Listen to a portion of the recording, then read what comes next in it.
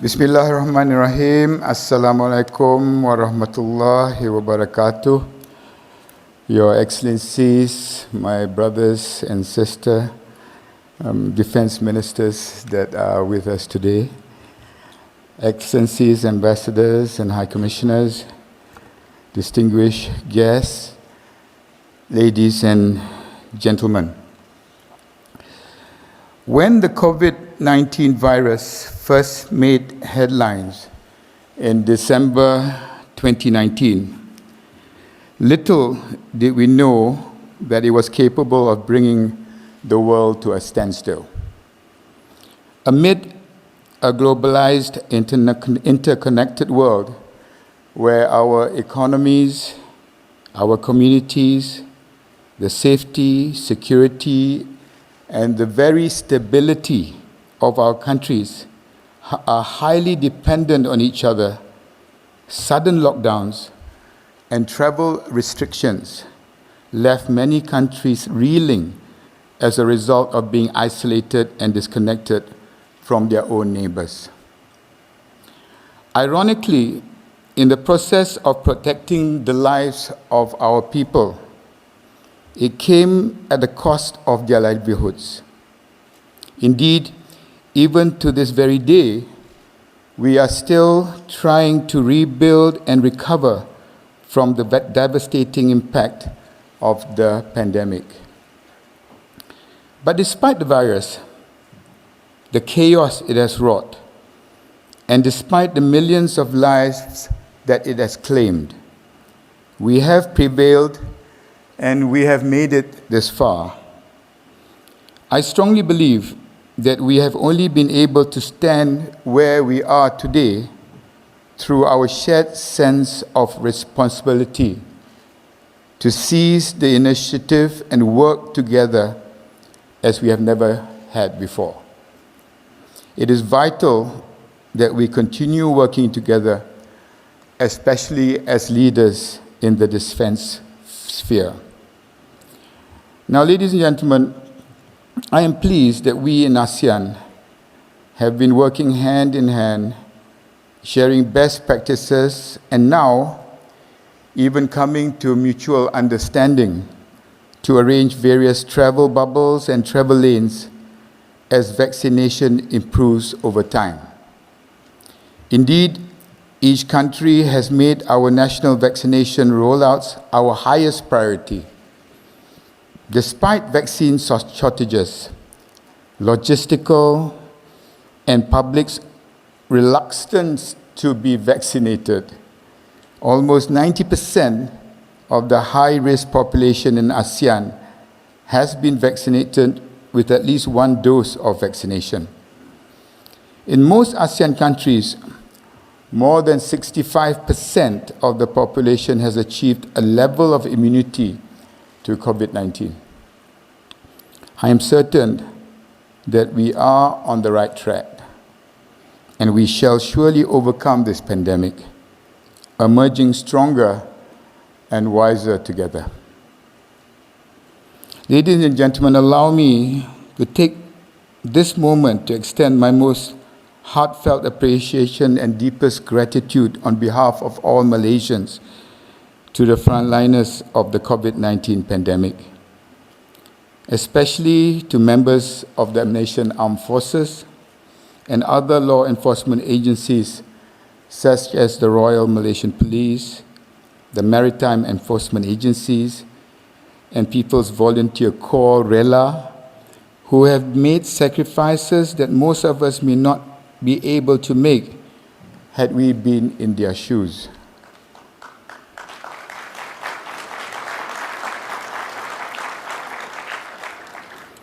Truly, I'm not only saying this because it is on paper. In fact, they are all here participating in DSA and NEXEC 2022. All of you can visit your booth and see their efforts for yourself.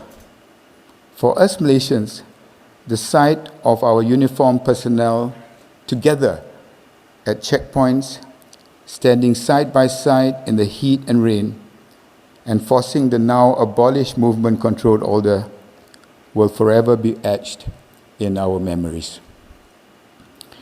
There is no doubt that COVID-19 pandemic has been indiscriminate in its destruction. It has revealed the many vulnerabilities in our institutions, systems, and ultimately impede our ability to move forward with our long-term plans. Of course, we are no strangers to making the most out of the budgets allocated to us as defense ministers, upgrading and maintaining existing assets, as well as procuring new ones.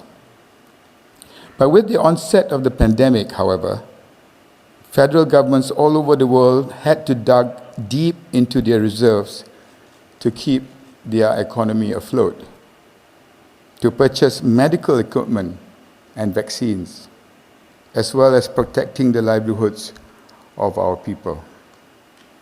The negative impact of the pandemic on our economies has and will affect our budgets, and it has forced us to take a step back and look on how we can achieve our long-term plans.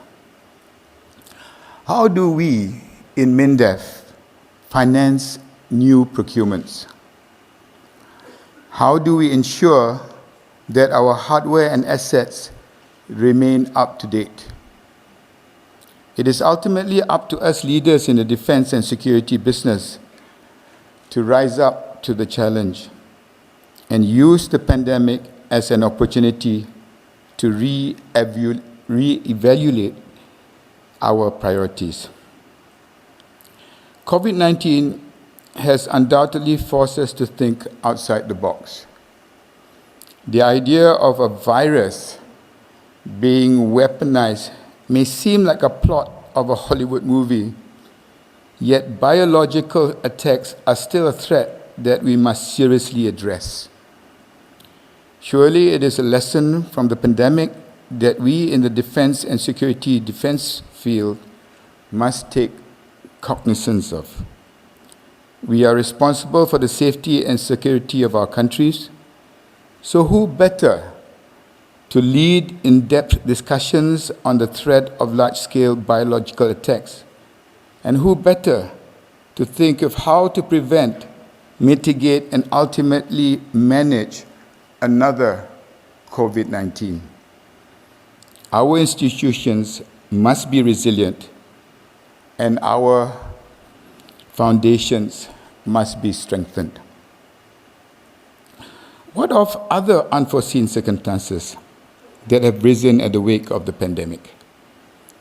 As borders were closed during the opening hours of the fight against COVID-19, the Malaysian Armed Forces and other law enforcement agencies shored up our borders defences to the National Task Force and Ops Benteng in efforts to prevent illegal immigrants from entering our country and risk the unchecked spread of COVID-19 among our people. Now that we have announced the reopening of our borders, how shall we go about addressing the threats of illegal immigrants and other transboundary crime from resuming or even rising in the post-pandemic era? Ladies and gentlemen, in the defense field and security field, we dedicate a significant amount of time and efforts in addressing real, tangible, physical threats. Insurgents, kidnappers, traffickers are threats that we can visually identify or otherwise easy to classify. But it is obvious that having learned the hard lessons from COVID-19 pandemic, we are now paying better attention to the threats that we cannot see. On that note, I would like to address one specific threat, one that exists in the cyber realm. At the height of the pandemic, digital applications such as Malaysia's MySejahtera were used to monitor the health and safety of our people. Applications that keep track of our movements, personal details such as date of birth or our IC numbers, contact details, and our health records.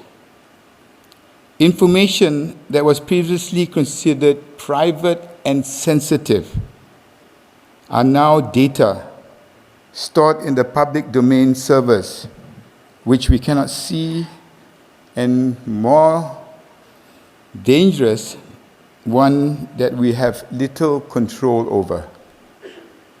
It begs the question, what happens if a cyber criminal manages to gain access to this information? Has the guarantee of our health and safety come at a cost of our privacy and security? Ladies and gentlemen, I don't have any answers. These are some pertinent questions which I hope the Putrajaya Forum will address, that you will deliberate and hopefully formulate suggested solutions for us all to take back to our respective nations.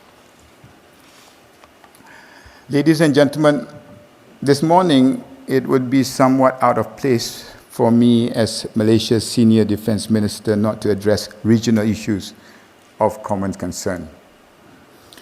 Undoubtedly, in the line of the theme of the forum, shared regional responsibility, I would like to touch on the South China Sea. Issues around the South China Sea have always made headlines. As much as strongly worded statements are likely to grab attention, we must strive to ensure that cooler heads prevail. Though we are in the business of defense and security, de-escalating a high-stakes situation is a task in itself. A task that we must all put above all else, lest we risk compromising the peace and stability in this region. At the same time, we have also learned that we need to protect ourselves and not only rely on others to protect us. Tensions between states must be diffused through all available means. The theme of today's forum is therefore apt. The South China Sea is ultimately a region of shared responsibility, a region which we in ASEAN are all collectively responsible for. Malaysia's position on the South China Sea is clear and consistent. Due to the complexity and sensitivity of the issue, through established international laws and conventions, we must increase efforts to build, maintain, and enhance mutual trust and confidence, just purely to maintain peace, security, and stability in the seas. Today, however, the international community is keeping a close eye on the situation between Russia and Ukraine. While the situation is admittedly not a fair comparison to the challenges in South China Sea, there is a relation in the way ASEAN approaches the issue of rivalry between superpowers in contested regions. On that note, I wish to reiterate Malaysia's position on the situation between Russia and Ukraine. We are seriously concerned over the situation and strongly urge all parties involved to immediately de-escalate. We will continue to support all efforts in the interest of maintaining regional and international peace and security. We also urge the United Nations Security Council to conduct its primary responsibility to maintain international peace and security. And ladies and gentlemen, it can be done. ASEAN, for example, remains a crucial platform where we settle all disputes through meaningful dialogues and negotiations. For us specifically, the ASEAN Defence Ministerial Meeting, ADMM, and ADMM Plus is an important platform for the defense ministers in the region to engage, to discuss, and deliberate issues of mutual interest. We in ASEAN have continuously sought to strike a balance, to bring together both East and West in navigating the complex dynamics and relations of our region, and religion at times. This is primarily achieved by establishing formal dialogues with our partners collectively, entering any discussions as a single united bloc of 10 nations. There is truth to the saying, and I personally believe in it, where we are only as strong as we are united, as weak as we are divided. It has been said that international politics is unpredictable. I believe we all agree that it will remain in that nature forever. Our only option is to manage these unpredictabilities. Finally, ladies and gentlemen,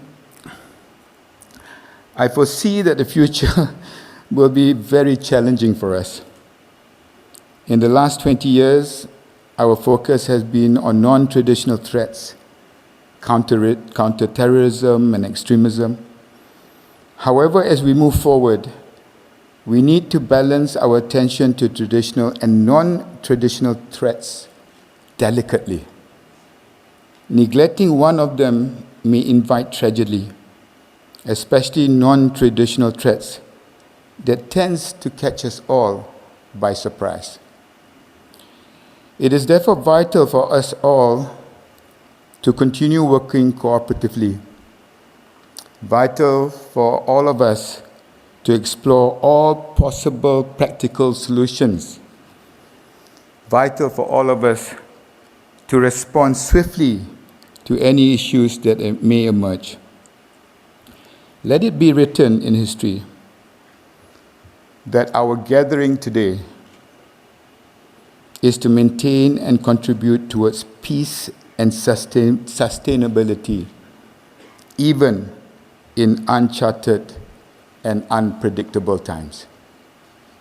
I am confident that excellent discussions and valuable insights will fulfill our aims for this edition of the Putrajaya Forum. Hisham will brief me every step of the way. Ensuring that the task of defending our countries does not lead to war and suffering will not be easy. It may not be something that we will be able to resolve even in our lifetime. But with patience, perseverance, and cooperation, we can at least lay the groundwork for a better future for our children and grandchildren, inshallah.